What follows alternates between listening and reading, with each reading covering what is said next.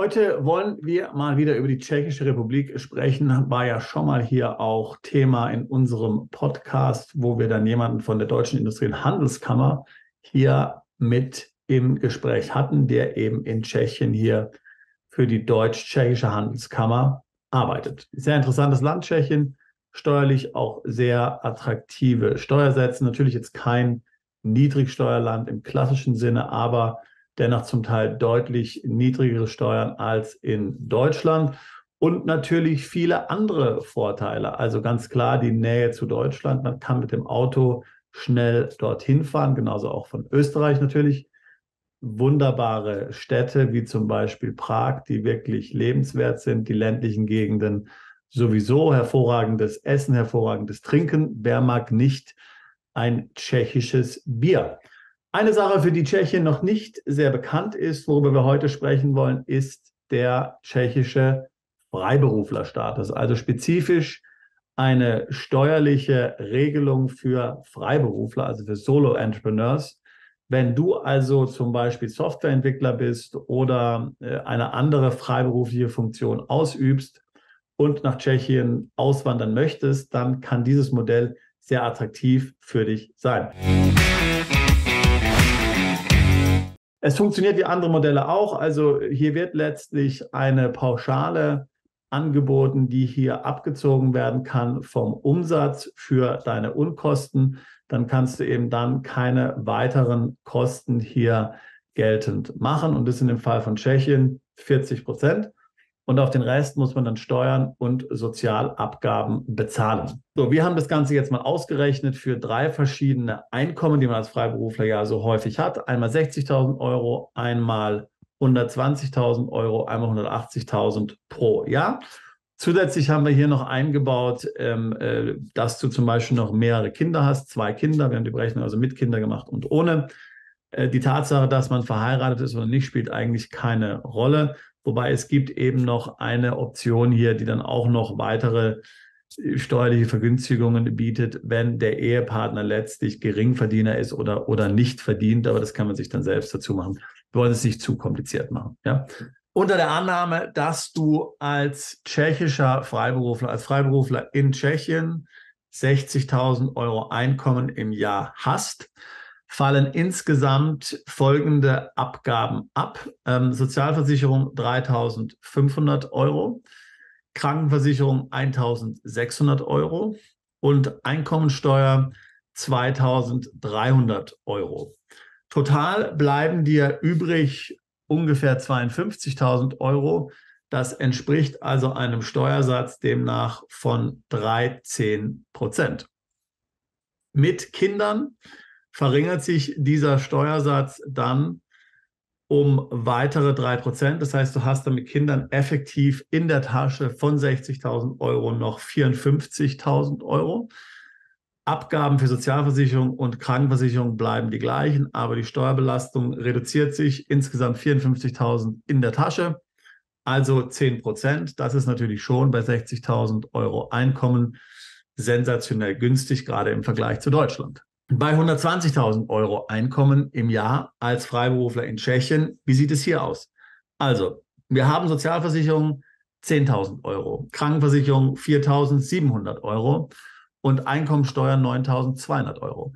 Insgesamt bleiben dir von 120.000 Euro Umsatz oder Einkommen als Freiberufler, also 95.000 übrig. Das bedeutet einen Steuersatz von 21%. Mit 2 Kindern, mal angenommen, du hast 2 Kinder, auch dieses Jahreseinkommen von 120.000 Euro, bleiben dir insgesamt übrig 97.400. Es reduziert sich also wiederum die Einkommensteuer, Sozialversicherung und Krankenversicherung bleiben gleich. Insgesamt bezahlst du dann also 19% Steuern. Immer noch natürlich bei 120.000 Euro. Wenn du insgesamt hier 19% Abgaben hast, inklusive Sozialversicherung, Krankenversicherung und Steuern, würde ich sagen, das lässt sich durchaus sehen im Vergleich zu vielen anderen Ländern. Also ja, also absolut überlegenswert natürlich. Zu guter Letzt möchte ich zu einem Einkommen von 180.000 Euro als Freiberufler in Tschechien pro Jahr kommen. Was haben wir hier? Sozialversicherung 18.000 Euro, Krankenversicherung 8.700 Euro, Steuern 22.000 Euro. Insgesamt bleiben dir also übrig 130.000 Euro, macht eine Totalbesteuerung von 28%.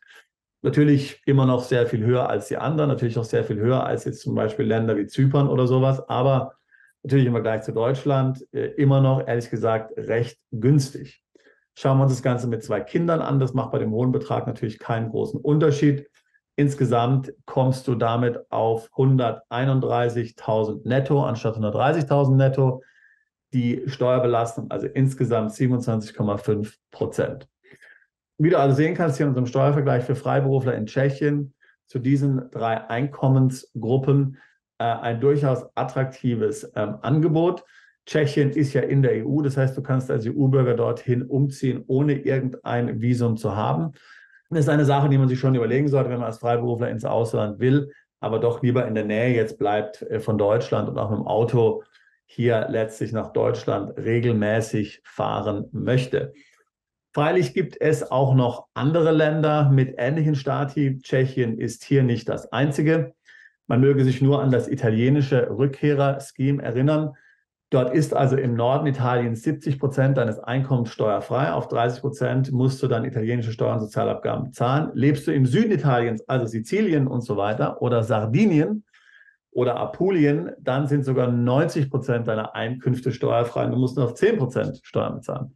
Griechenland hat ein ähnliches Scheme für Freiberufler. Dort sind 50% Einkommensteuer frei.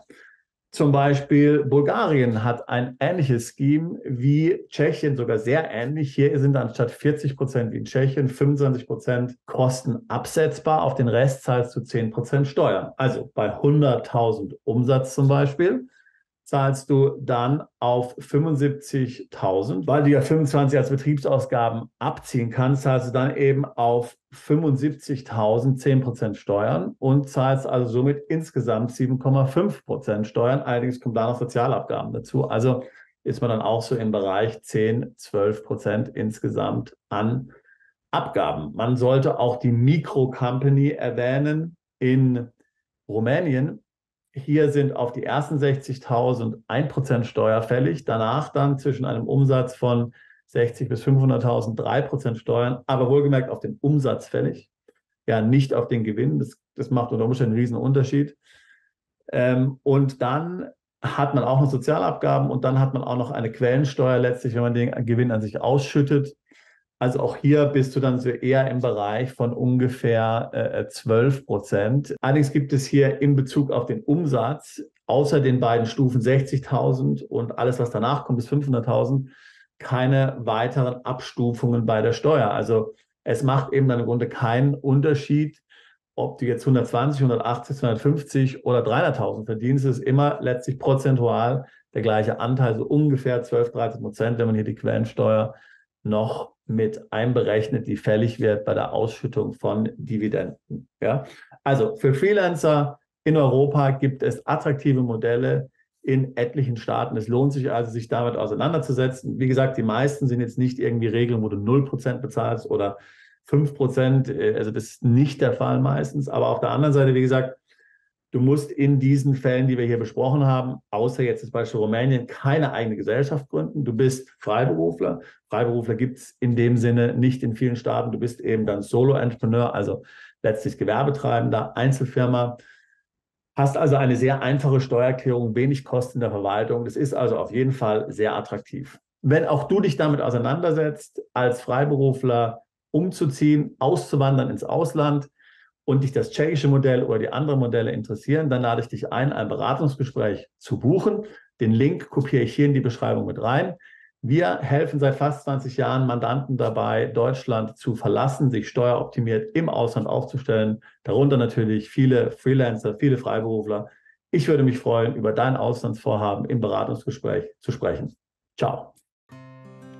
Bist du Unternehmer, Freiberufler oder Investor? Zieht es dich schon lange ins Ausland? Mach heute den ersten konkreten Schritt in eine Zukunft mit mehr Geld und mehr Freiheit. Buche ein Beratungsgespräch mit Sebastian und seinen Kollegen.